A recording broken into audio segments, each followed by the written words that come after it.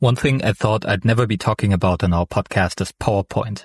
While I was using it during my professional career to create somewhat boring presentations, solo dev Leo, who's our guest today, used it to create point-and-click adventures as soon as kindergarten. Today, Leo is about to release his first game called RollScape. RollScape will release on Steam on the 22nd of May. At this time of the recording, it's only a week away. We got the chance to talk to Leo, and he's going to tell us a little bit about his motivation to create RollScape, about his history as a solo dev, what he did before he created RollScape, and what his plans for RollScape are.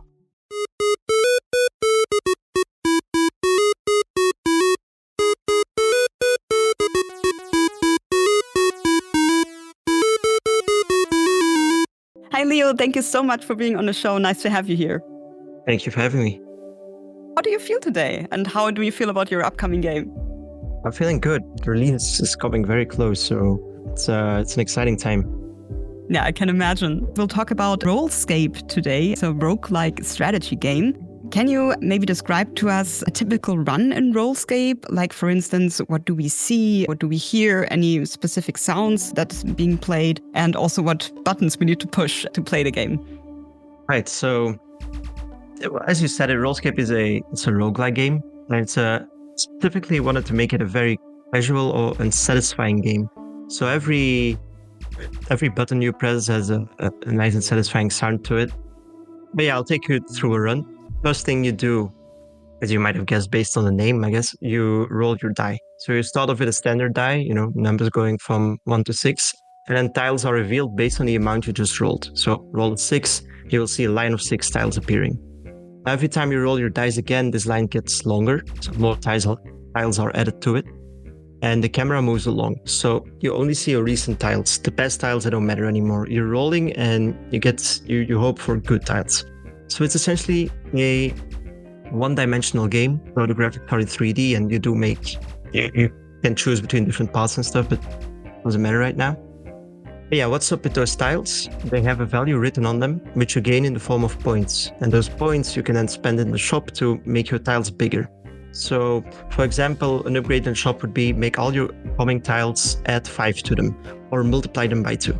And then every time that you roll again, your tiles are way bigger, you get more points. So it sort of becomes this infinite loop where you keep rolling your dice, upgrading your tiles, you get points, and you upgrade your tiles even more. But here's the roguelike aspect, I guess. You start only with 100 rolls, and your goal is to reach the end of the map, which means that you need to cover a certain distance in tiles. Now, 100 rolls is not nearly enough to get there at all, so that's where your points come in too. If you get a lot of points, you get extra rolls. That will still not be enough, so throughout your run, you will find many ways of acquiring more rolls, unlocking new tile types even, or unlocking artifacts, which you can use to create synergies with your tile types or dice or whatever. And you can also use your points to buy upgrades for your dice, so you roll more. And of course, when you run out of rolls, you lose your run, you start over. But if you played well, then at least you still unlock like a new tile skin or visual effect or whatever, which you can then equip for your next run. And of course, if you do reach the end and you win the game, there's more challenges awaiting you. There's more new and difficult game modes which you can then play after. So I guess that's pretty much the basics of the game. There's of course much more to it, but you'll have to experience it yourself. Yeah, and the goal is, I think, to reach 1,500 points. Yes, exactly. Total? Okay. Tiles, yes. So it's yeah. Okay, yeah, I think my maximum was like 700. So I mean, that's not too bad at all. Yeah, halfway there. So yeah. How did you come up with the idea of the game? Honestly, there's this one evening I was scrolling through YouTube and came across this game called Roll. It's I don't know if you've heard of it. It's a very very simple game where you roll your dice, you get points based on the amount you roll. It's the same idea in my game. And then you use those points to upgrade your dice more. That's it. That's the whole thing. You get a certain amount of dice rolls too, I think. I'm not sure. I haven't played it myself, but yeah, anyway, that's a big similarity in my game. Mm-hmm. That mechanic. But I did end up completely drifting away from his game ID because, I mean, he wanted to make something unique, but I guess that we share the same fundamental idea. And yeah, I just saw it in a YouTube video. It was talking about, I think it was just a dev blog. So that gave me some inspiration to make this. And then I guess also Slay the Spire really got me into the roguelike genre. So that's just why I wanted to make a roguelike too, because I really like Slay the Spire. Oh, nice. Yeah, Slay the Spire is also great. So I think afterwards everybody was kind of into roguelike games. Yeah, true. What's your favorite feature in your game, in RollScape? It's got to be just the satisfying sounds of when you roll your dice, you get, or you roll like maybe when you roll a 20 or something, and you're just all the little pops of the tiles when they appear. I think that's the favorite part, just the satisfying feeling when you roll a big amount. Yeah, that's got to be a satisfying part of the game. Yeah, I have to agree. Like really when you have great multiplier and then suddenly you make so many points and then this That's line, true, yeah. this line of tiles just immediately gets so long and you're like, wow, okay, I've covered a really great distance at the moment. Yeah. Yeah, I have to agree. What are your long-term plans for RollScape? Will it be a full release? Yeah. So no early access, what you mean, right? Exactly, yeah. Yeah, no, I don't want to do early access. I think the game is right now, we've been testing it. I mean, I've just sent it to a bunch of friends and we've been testing it for a few weeks, maybe a month. And I just like the state of the game where it's at now. I think it's a complete game. I am planning on adding some more content and stuff, but I don't think it would have to be in early access for that. It's just I can always add more. Can you already tell us a bit more what add-ons you want to do? Yeah, so more locations, more artifacts, which I guess if you haven't played the game, it doesn't make that much sense, but more ways to create synergies would be a good description. And then also, I want to make a leaderboard, so people can see who got the most distance or who got the highest tile value or whatever. Yeah, I think those are on the top of the list. Do you already have the exact release date? So you want to release this month in May 2024, but you know the day yet? It'll probably be the 22nd. Okay. I mean, it's actually pretty sure, yeah. Okay, mark that in your calendars. For this game, for RollScape, I also really would love to see a Nintendo Switch release. I think this game would be great for this platform. Do you have any plans for it or for other platforms? Well, I think that would only be an option if the Steam version is at least somewhat successful. So if it is, then I might get motivated to do that because it does make sense. Yeah, that would really fit the Switch. I think so too. Okay, so you first do Steam and then wait how it develops. Yeah, then we'll see. Great. Let's talk about you as an indie dev. When and how did you start developing games? Phew, this is a long story. It goes way back. I think I started in kindergarten making games in PowerPoint, which is actually possible because there's this feature where if you hover over an element, then you get redirected to a different slide. So I would just put a bunch of objects like squares and stuff on the screen. And then if you hit them with your mouse, because you need to reach the end goal, it would redirect you to a lose game slide. And if you hit the winning object, then you would go to the winning slide. So there's actually a lot of options in PowerPoint, and I couldn't program. I couldn't even read properly. So that was my go-to back then. So I've always been very obsessed with making games. And then going further in elementary school, I really wanted to work in Unity already, but I was way too young for it. I couldn't understand it. And also I couldn't follow the tutorials because my English was very bad. But then in high school, I gave another try. I think when I was 13, 14, I started learning programming through the Unity tutorials. And those are really good. I would say they changed my life because that's really what got me going. The official Unity tutorial, roll a ball and stuff. So yeah, then I published I was really into chemistry. So I published a software with a friend of mine in Unity, and we put it on Steam, which it's called Quantum Engine. It's not really a game. It's sort of a tool to help you learn about chemistry. the things that we were learning back then in high school too.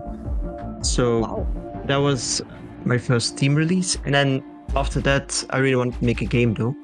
So I guess I made the same mistake as every other game developer who wants to make a game. And I was 16, I think. And I wanted to make a MMORPG, open world, basically every single genre that's possible in one game. And I spent a year on it with the same friend of mine. And then we stopped. I mean, I don't think I have to go into detail as to why. Then I started working on Avor, which is our biggest project I've ever worked on, I guess. We worked on it for 3 years and we had to stop because of a failing. Well, we finally got to release our Kickstarter campaign and it failed. We didn't reach our goal. So that really discouraged us because we needed that money and there was still so much more work to be done. So then I really knew that I had to make something more simple, because even the horror game we thought would be a lot simpler than the MMORPG. Still not simple enough. And then now I'm here working on this game. So that's pretty much my journey in game development. Oh, wow. Yeah, amazing. Now you worked with 20 people before and now you are a solo developer? Yes, exactly. I really wanted something small and I knew that if I was going to do it by myself, then there would be no one to add more things to it. I could just really outline the whole project exactly how I wanted it, very small, which is RollScape. It's just it's not a super complex game. So. I see. Do you still work together with some freelancers or is that game really completely made by you? It's completely made by me, yeah. I do the music, code, art, everything. Wow. Impressive. The only thing that I didn't do myself are the 3D models. That's my main weakness. So I did buy some affordable assets and then adjusted them to my needs. Make sure they have the right poly count and switch of the materials and everything, so everything fits together. Yeah, of course, that helps. Yeah, makes sense. But the other things I made myself. Yeah. Okay, cool. What type of games do you like to play in your free time? Let's see. Mostly roguelikes lately. Okay. Spire as well? Yeah, I'm not playing Slay the Spire as much anymore, but I used to play it a lot. I got really far in the game. And then Hades. I'm just exploring all the typical roguelikes right now. Nice. Yeah. So these games, did they also inspire you, or are there other games which inspire you in your work? No, definitely these roguelikes have been inspiring me a lot. Let me see, maybe from games that I used to play. I used to play a lot of Dota 2. Ah, okay. I don't see any resemblance with the games that I'm making, so not sure. Did you play Dota professionally or just for fun? No, just for fun. Yeah. Okay, nice. Yeah, I don't know. I think most of my inspiration comes from the roguelikes that I'm playing right now. Yeah. I see. Yeah. Yeah, Slay the Spire and Hades is also 2 games which, I played a lot. Yeah. Also looking forward for Hades 2. And Slay the Spire 2. And Slay the Spire 2, right. Also coming up. Yeah. Crazy. Yeah. I would have never thought. Yeah. I can't work anymore. I have to play these games. Quickly talking about you yourself as a solo dev and also where you're based and where you're getting support from. So is anybody, I don't know, publishers, or if there's funding or something like that, or community, is there anybody who is helping you and supporting you? Not really, no. As I said, I'm doing it all by myself, all the assets. So don't have any financial support, which is mostly annoying when you're trying to do marketing. My game is very difficult to explain. I had to say a lot to really explain everything. And it's a new concept, it's a new idea. So when people see my trailer, they leave very confused, unfortunately, most of the time, is what I've heard. But I can't come up with a good way to better explain the game in the trailer. So it's annoying. If I had a budget, I would use it for marketing. So also the thing is, if you actually play the game for just 1 minute, you'll immediately understand the idea. Or at least, I don't know, if you had that experience. Yeah. Did you think it was difficult to grasp, or? No, if you start playing, then you immediately get or understand what's going on. I just the first minute or two, I had to look because you have several numbers, several points, and also the shop you need to look out for. So you're kind of just first trying to understand which number gets higher when. So how does this work? You also have this energy bar. because you also can get energy. The more you roll, the more points you get. So yeah, that bar fills up, and then you have points for the shop, and then your general points that you need to win the game. So that's something I had to understand in the beginning. So okay, I have all these numbers. Now I know what they do, and but then you immediately get what's going on. Yeah, I get that. I get that completely. Yeah, as you said, you need to start playing, and then you understand how it works. Yeah, but that's also that's the issue that I'm dealing with. It's just there's no game like it. I can't compare it with any other game very easily, but I don't know anything that looks like it. So that's makes it difficult for people to, to when they see the trailer to know what's going on. Yeah, I understand. Yeah. So if you do have, let's say a Steam release is successful and you do have some budget then for marketing, will you use that then? For instance, if you also are planning to release it on other platforms? Oh, most definitely, yes. Okay. Yeah. So also you are based in Belgium. Can you explain to us how the indie scene is doing over there? Is there a big community? Do you also talk to other indie devs in the region, or how does it work? So there's not really any big companies at all or game studios. Well, there's only one. That's Larian Studios, the guys from Baldur's Gate. Okay. So yeah, it's looking like either you make the very best game in the entire world, or your game gets 5 reviews. That's the landscape right now in the Belgium game dev industry. Okay. So no, there's not a single big game that I could think of. But the Belgian government is very supportive, though. There's a good amount of funding that you can get for startup game dev companies. If you go through all the forums, and of course, if you're lucky enough to be picked. So yeah, it's a bit of a mystery why there are no good game dev studios except for Larian. Yeah. Mm-hmm. And do you also connect with other indie developers in the region? I used to when I was working on the Pavor, the horror game that I was talking about. Mm-hmm. But because we needed those connections for the Kickstarter campaign and everything. But now I've been just kind of locked up in my room all the time, just developing. I just want to finish this game and put it online and see what people think of it, and then go from there. So I haven't been too involved lately. Okay. So would you say, in your opinion, is Belgium a great place for developing games? Also because, like you said, the government is really supportive, or should indie devs rather look for other regions? No, I think it's a great place, actually. Also because there's this, if you really want to make a professional studio, it's not a university, but it's a school where you can graduate in game development. And it's one of the best in Europe, I've heard. But the thing is, we do have a lot of students there, but they all go to different countries because there are no studios here. So if you were to make a studio here, you could hire a bunch of them. That's what Larian is doing. I think they're closely based near that school. So I see. So yeah. That's a good suggestion, yeah. Also didn't know. Good to know. Yeah. When you look back at all the things you've done so far, so how did you started developing games and also developing the software that you've put on Steam, is there any memory you can think of that you will always look back at? Anything you will always remember? I guess it's got to be, it's difficult. I have 2 big ones. So it's one of them is seeing that we got greenlit for the chemistry software. Because back then you couldn't just put your game on Steam and you had to go through the whole green light system. So the community would have to vote on your game for it to be published on Steam.